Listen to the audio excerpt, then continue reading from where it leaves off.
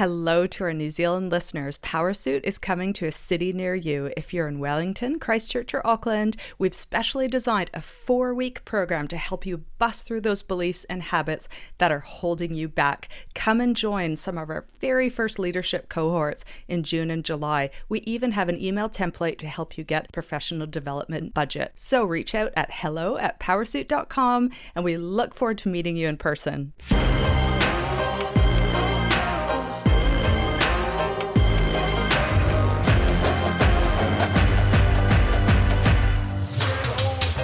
Welcome to Powrup, the podcast that uncovers the unique challenges women leaders face today.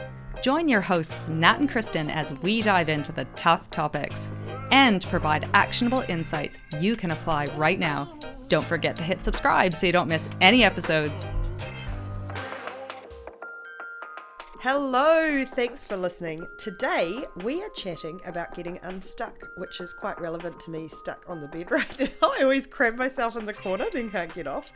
Other than being relevant to my current situation, this directly supports our mission at Powrup to give you the tools and confidence to build a career on your terms. Why do we get stuck? I think stuck is a couple of things, isn't it? For me, it's always been a couple of things.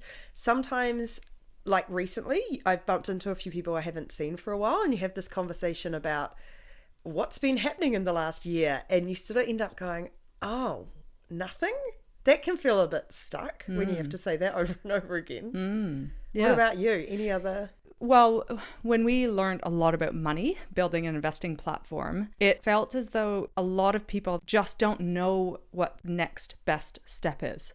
So if you have a little pot of money and you're not super comfortable or knowledgeable about all of your options, you kind of just get stuck. You're like, I don't know what the best thing to do is with this. I love it. It's almost that the affliction of letting perfection get in the way of good enough. That often we have too many options, and if you don't know enough about any of them, you end up not taking any of them, which is a quote, I think, of no decision is a decision. Yeah. And you end up stuck. Even though it's possibly not a deliberate decision, it is a decision. You know, we've just come out of a pandemic, which we'll chat a little bit about, maybe why we're in this state. But if you are all of a sudden kind of emerging and there's a sense of unease, or there's just a sense of unhappiness or boredom or routine, and you're not feeling stretched or challenged or excited or passionate anymore, you've kind of lost that zip. It's really just about, I don't know how to get out of this. And so I stay in it. Yeah, same with bad relationships. I've been there a few times, stuck, because you just don't know the way out. And it can be really damaging. And it probably is worth talking about COVID now, of this feeling stuck. We were stuck in this emergency situation for so long. And maybe it's put in place some bad habits as a result, that we got so used to not being able to plan and make decisions and think about what was next. We were always reacting. So as a world, we are now stuck because things are opening up again and we don't quite know what to do. Well, and so much has changed. For example, hybrid work is now a thing in some form for those employers that want to attract great talent, particularly next-gen talent. So that's the first thing, is that there's a new way of working and we can be really productive doing it. Secondly, a lot of people's values have changed over COVID. So I saw a study last week that said that we actually value time with our friends and family more so after COVID than before.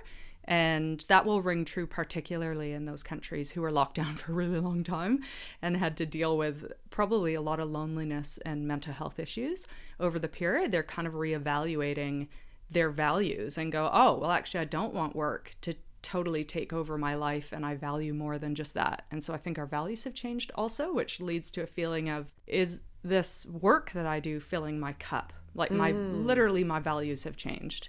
And I wonder, maybe it's an age thing, but I feel like I'm having more and more conversations about the life escalator, and that idea of you have to make some pretty big calls when you're 15 or 16 about the path you want to take in life. If you want to study, what courses you want to study, then you sort of get into a job and then you make some other big life decisions. And next thing you know, you're 39 and a half and wondering if this direction is where you want to go. And I heard a really great analogy the other day day, one of my girlfriend's friends is disappearing off overseas for 3 months because he said, I feel like I'm a container ship and I'm pointing in this direction and it's just full steam ahead, but I'm no longer even sure if it's the direction I want to go in. And I think a lot of us never think to take the time to stop and actually think about what we want to do in our lives and recognize it's okay to move sideways or completely change path, or that's even possible. And that would lead many of us to feel stuck. If you feel like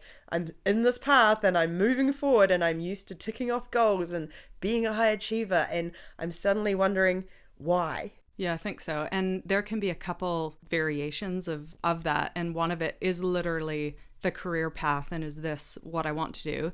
The other is coming to a crossroads where you might have an opportunity that, I don't know, there's a lot of debate around generalists versus specialists. So that often ends up being a big life decision. And which direction should I move? There's life decisions around corporate versus startup. There's life decisions around environments that I want to work in. And so I think there's a lot of crossroads we're now faced with. And if we don't know how to kind of get out and evaluate, then we just end up being stuck. And to your point, that no decision is a decision. How long ago was it? Probably, well, my dad's generation. You got a job, you stayed in it for life. Life was easy. Imagine that. I know. Whereas now, even thinking about when you're talking about all the changes from COVID, all the things you need to consider when you're going for a job. Is it hybrid? Is it remote? Where is it? Yeah. What kind of work are you doing? What kind of environment? What kind of company are you working for? Have you stayed in your current job long enough to look like you're not bouncing around? Does that even matter anymore? All that sort of stuff. Yeah. We're in decision overload, and that does mean that most of the time it's very easy to get stuck. Yeah. Well, let's chat about getting unstuck, and we have 3 tips for that today. The first is to step back and get inspired. The second is focus on your ecosystem. And the third is actually making a deliberate mindset shift. So let's talk about stepping back and getting inspired, because you kind of just did that, didn't you? I kind of did. But I also think from my personal experience, leaving Hatch, I was stuck at Hatch, and I've talked about it a little bit before, that we were on a train going forward, and everything on the outside looked great. We were being paid very well. We'd just been acquired. There was this whole big thing to get done. And I could not shake the feeling of feeling literally stuck. Like, it felt like a physical feeling of I can't escape the situation, and not even knowing why I wanted to, but just having this really strong feeling that I needed to escape it. And it took probably a month after we left for me to recognize why I was feeling stuck, and realize that it was because while everything looked good and all the external indicators were like life was great and I should be overjoyed and everything had worked out so well, that I didn't want to be doing that job in that organization anymore. And it was as simple as that. But if you don't take a step back and a step out, it's really hard. Yeah. And in the newsletter this week, we talk a little bit about it's very hard to work on your career while you're in your career, which is a common business saying, that you can't work on the business while you're in it. Like, when you're stuck in the detail in the day-to-day, it's very hard to lift yourself out. And I think that's sort of what we mean by taking a step back. Yeah. Have you had any experience with it? What's your thoughts? Going on vacation is a great place to step back and get inspired, because you're in a new and exciting environment. You're excited about getting up each morning and exploring new things, or learning new things, or relaxing, or whatever that might be. You're getting out of the daily routine of life, which can be painful in itself, and routineness. So I think I probably have done thinking, well, I've been on holiday, and taken advantage of that, but more so not to get escape maybe a career, but more like to take inspiration back into my job. I think I don't think I've used a trip to get out. However, those that are feeling stuck should absolutely. I could think of so many retreats that I would do right now. A women's surfing retreat. Oh my goodness, anyone should do that. They're all over New Zealand, Australia, the US. People should definitely consider a women's surfing retreat, because you get to do something really hard, probably in a beautiful space. You get to have this like personal achievement out of your comfort zone, probably stand up on a board. Anyway, I'm a huge fan of that. Probably stand up on a board. Kristen's looking at me while she says that because I'm the one person who should never go on a surf retreat, because with my T-Rex arms, I cannot stand up. Well, you got a nice surf spot, so I would come on holiday, but I would have to go surfing. Yeah. I like that holidays are often an unintentional unstuckness, because quite often you go away thinking, oh, I feel exhausted, I need a holiday.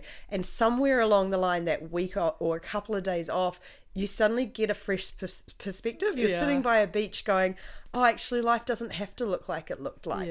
Or you are walking up a mountain or flopping around on a surfboard hoping that someday you're going to be able to jump up on it. But I wonder, on a micro level, I was just thinking as you said that, it's almost breaking the routine. When you said break the routine, I was wondering what are some things we could do immediately. And I think as humans, we are creatures of habit. And so we tend to wake up at the same time, eat meals at the same time, watch TV every night, whatever it is. Maybe one of the ways to get unstuck is to actually break your routine, wake up a little bit later or earlier, change the time you go for a walk or add it into your calendar. Do something different, like take up a new hobby or join. I know I went out on Saturday along the Wellington waterfront and there felt like 5,000 different walking groups and running groups, and just break out of your usual routine. Go to a museum and wander around. Like there are little things we can do every day to find inspiration and just break out of the rut, and that might be more achievable than going on holiday, although I honestly recommend just going. I use well, it holidays could even be a local, what do they call it, staycation. We are recommending you actually have to take a couple days off work. Like you should not be balancing this in the evenings. So you've got to take time off work, even if you're to take a Friday and a Monday. If you have a partner or children, it's juggling responsibilities, but hopefully, respecting the need to get unstuck and what that might look like. And it could be just a little roadie to a town an hour or two away. Could be a pottery class there. It could be, there's glass blowing about 4 hours from Wellington. That would be random and interesting to go to a cute little retreat, grab an Airbnb. You can do it on the cheap. I know that, you can hike into somewhere with a tent in an appropriate season. I know I'm going for more of the extreme versions, but there's a sense of actually having to bust out of your comfort zone and try something new to genuinely recognize the strength, resilience, unique skills that you have as a human, I think, and to be really proud. If you're not stuck, usually it means you're not feeling super proud, but when you go and accomplish something new, and could be creative, could be sporty, you go, oh, I remember, like, I'm kind of rekindling my confidence about. I agree. I mean, it was probably a cheesy article, but I read it in the weekend about a woman who divorced her husband in the middle of a trip because they realized partway through, they'd been married for a couple of years, but they realized halfway through his joy. I read the same thing. Yeah, he wanted Antarctic to go drinking and stuff. Yeah. And she ended up in Antarctica. He sounded like an idiot. Well, I know, I wasn't going to say that, but there was something about somewhere in that trip, she realized she got so much joy out of new experiences and looking at penguins, and that he didn't, and she went, oh, this is, and now she's off like hiking some trail or something. My auntie and uncle were in town this weekend, surprise trip for my mum's birthday. They said they went over, she's not a hiker, but they did a couple of days or a couple of weeks of one of those big trails in Europe. We have one in New Zealand. All around the world, there's these trails that they might feel like they might be hundreds of kilometers or thousands, but you can do a day of them. And there's a lot of national parks. If you live in a country that animals won't eat you while you're sleeping, taking a tent, just anything that breaks you out of your habit. I love that one. And she was clearly feeling stuck in her relationship and going through the motions. And so that trip forced them to recognize they wanted very different things. She wanted adventure, and he was like a big man baby wanting to party. He wanted to drink and have an affair. Yeah, exactly. Anyway, but I think that's the thing with being stuck, is we often don't know why. Like, I think it's really hard to identify that you're stuck when you are stuck. Sometimes you just have what you said, that feeling of maybe not being really proud or really motivated, and it sometimes takes you to get out of it to be able to see it clearly. The one thing to do while you're getting out of your comfort zone, in addition to rediscovering joy, is to just spend a little bit of time evaluating what you care about and your goals. And she would have done that on a boat to Antarctica. She would have experienced a change of values, and that actually adventure and discovery and exploration was more important to her than kind of this, drinking and partying type thing. So evaluating your goals and values, you should be carving out a bit of time to do that. What are the things that make you happy? What do you care about? Have your values changed since COVID? What about your goals? If in 12 months time, if you were doing this thing or that thing or held this title or like started a whole new thing, what would that look like or feel like? So what would be a 12-month goal that you could set? And the great thing about doing this as an activity is you don't actually have to worry about actioning it, so you can let go of that fear of failure or fear of the unknown. Actually just think, what could life look like? Yes. And just get really excited about, we only have one life. Have a look at like all the different ways it could go. And I think big goals, we will move on soon,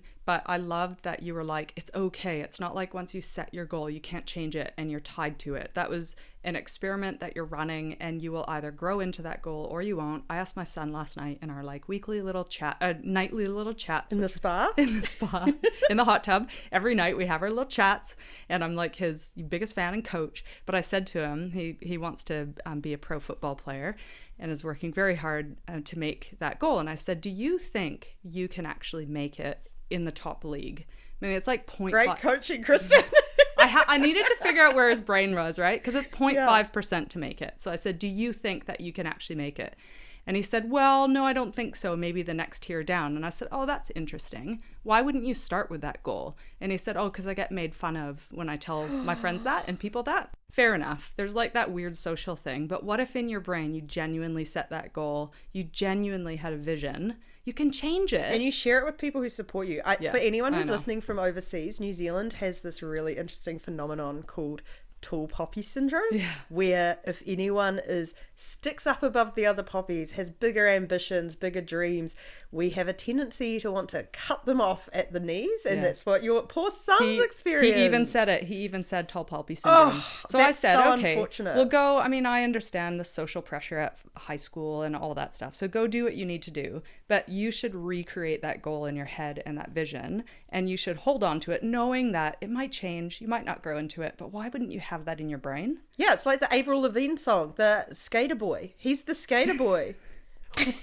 Carry on. He's up on stage and he's like, she dumps him because he's not cool enough because he's a skater boy, but then he becomes a famous singer and they're all like, oh man, he was that skater boy, and now we're watching him. And I think I mean I always keep that list of people that you can kind of mentally look back at and go, haha, you had no idea. Oh, I love it. Good one. Okay, so the second one, focus on your ecosystem. And we're using ecosystem over network because we do realize that networking can be a loaded term for women. And we have shallower networks than men because it feels scary, or we want to have a really strong purpose, or we don't know how to create a win-win in a relationship with a cold outreach. Like, it's all sorts of weird connotations tied up with... We haven't been living in a culture where women get together to talk about work. Yeah, that's right. Absolutely. And so we use the word ecosystem now because it really is much more than network, which could be tied directly to LinkedIn or could be some weird boys club term. So ecosystem could be, gosh, anything from colleagues to ex-colleagues to potential future colleagues to mentors to peer group, all of that kind of thing. Friends. But the goal is to tap into it and to get out, because you might have noticed when you feel stuck, you retreat to the comfort of your couch or your bed or your whatever it is, and we kind of go into a bit of a funk. And when you hibernate over winter time, we just want to curl up and be warm and hide under the covers.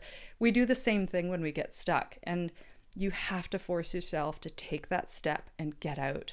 I agree. The one caveat to that, I would say, for Grayson's benefit and a few others, is another one of my favorite quotes is, you are the average of the 5 people you spend the most time around. And one thing I notice we also do once we're off the couch slightly is, when you're feeling stuck, it's very easy to surround yourself with other people who make you feel better for feeling stuck or meet you at that level. And you can end up in these situations where it becomes a habit of feeling like a victim or tearing each other down, like Grayson's friends have done. If Grayson changes his friends and ends up, I mean, as I know he's got amazing friends, but hanging out with other kids who also believe they'll make it to tier 1, he has X% more chance to make it to tier 1. I agree. Really choose your ecosystem wisely, and if you need to have a vent, but move to people who are really inspirational in your life. And Yes. there's tons of them around. Can-do people, and often the ones that are getting out and stepping out of their comfort zones in those rooms and those audiences are also feeling a little bit uncomfortable and lonely. You know, striking up a conversation with someone, being curious, being open and being vulnerable isn't a bad place if that's where you have to start, you know, because the classic, like, what do you do is going to come up, and you can go as part of your elevator pitch, which we write an article on. I might just put it in the resources because that is helpful when you get out, just to have a general sense of who you are and what your superpower is. And then your ask can just be, I'm feeling a bit stuck at the moment, and I'm just really open to new opportunities in my life in whatever direction, if you have a sense. And that can strike up really interesting, oh, I know someone. Do you want me to connect you with this person? Or, oh, I can get you a coffee with this person, because people want to help. I so agree. And I think that's always the case, however stuck you are. I'm just, as you're saying that, thinking about all the times when I felt stuck in a much smaller context of just not knowing how to solve a small problem or a big problem. And most recently, we've been working on this yurt. No one's had a yurt update for ages, but having a situation where we're just trying to figure out A, how to build a yurt, B, how we've set up our family ownership structure, all that sort of stuff. And actually just having conversations about it. It's amazing, just a little bit of a fresh perspective from people who don't have to be experts on the subject either. It's really, really enlightening. So I'm a huge fan of that. Well, and that's even, we did a blog on your own personal board of directors, a newsletter and a podcast. And part of tapping into your ecosystem doesn't have to be some scary event. It can also just be tapping 4 friends and going, I just want to get together over a glass of wine and talk about work.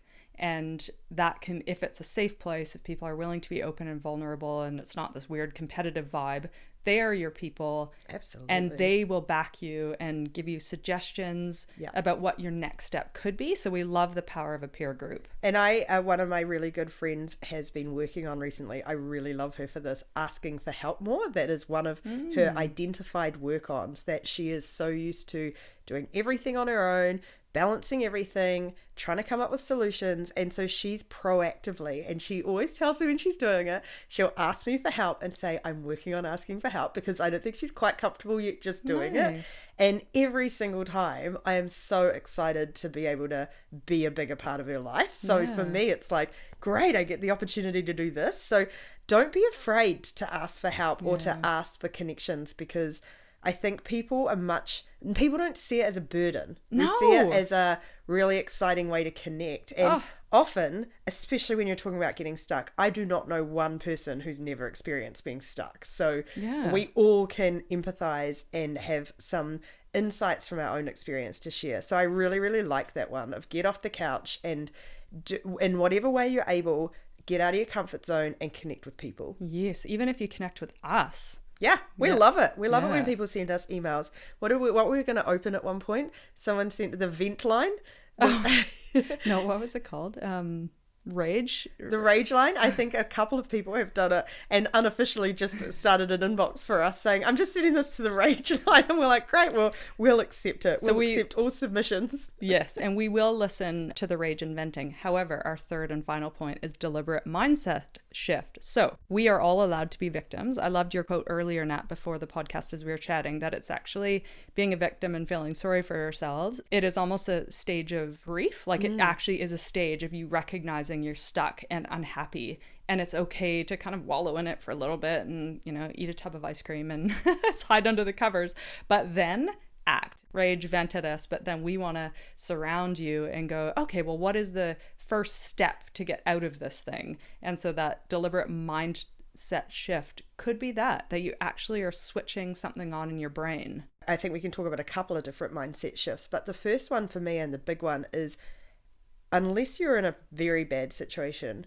no one's forcing you to stay in your current situation. So starting by letting go of this idea that you are legitimately stuck and asking yourself the question, what if I could change this? what could I do to change this? And I think just rephrasing that feeling of stuckness with what could I do to get out of this? You might come up with a bunch of scary things. You might come up with a bunch of things you aren't quite ready to do, but you actually might find some things that are really easy that you can actually do that just completely changes your mindset on being stuck. And I was chatting with a fabulous woman the other day who has recognized she probably did step back and got inspired. And then she has recognized that she no longer finds her work a meaningful place to be. And that could be a difference of values, or who knows what shifted there. But what she has decided is that I can find meaning in my work. I can get up every day and I can do some interesting things. I can still learn. I can, learn a new skill. I can push myself professionally and find meaning in that while I look for something else. So it's this bit of this mindset shift that she had a revelation. And I thought that was really impressive and hugely empowering. I've heard a few people similar where it's like the original meaning you had from something might be gone and it might be impossible to leave it straight away. What's the new meaning you can find? Is it a skill you want to learn? Is it a relationship you want to build? What is the meaning you can find? No one's stopping you finding it. I really, really love that, because that is a real mindset shift if you're feeling stuck in a job, especially in this climate where a couple of months ago we'd be having a very different conversation. But I do suspect now, haven't looked for a job recently, hope you haven't either, no.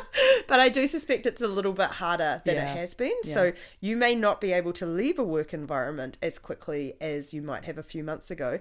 However, you can turn around what you're getting out of it and be really mindful and thoughtful about what you want to get. Yeah, or follow side hustles on TikTok. My goodness, like it is a thing. I know that I think I'm part of this tech talk in the coming months, and people that are coming are desperate to do something new, and so they come to these things to get inspired. And I think this concept of like quitting your job to start and be this entrepreneur probably is silly in this environment. So what's the smallest thing you can do? You can find meaning in your work. You know that you can close the computer at 5. Hopefully you're negotiating that and prioritizing and delegating well. And ideally you're in a situation one day where that business outstrips, your time and capacity, so that you have to quit this job. Does it look like that? A bit of a side hustle. That. I was talking to someone yesterday who is now a coach, and she's working on mindset coaching. But her full-time job is actually something completely different. And she's doing this on the side because she really gets a kick out of working with other women and talking about mindsets and equipping them with different skills. You wouldn't know if you worked with her every day. And I think there's something in that of achievement when we talk about Maslow's hierarchy of needs. That sense of self-fulfillment is quite close to the top, and you don't have to get that from your job every day if you're feeling stuck and you are legitimately struggling to find another job. And I think we've talked about in the past 5 career styles that women can take at any one time, and one of them is a situation where you've got quite an extreme juggle happening with something else.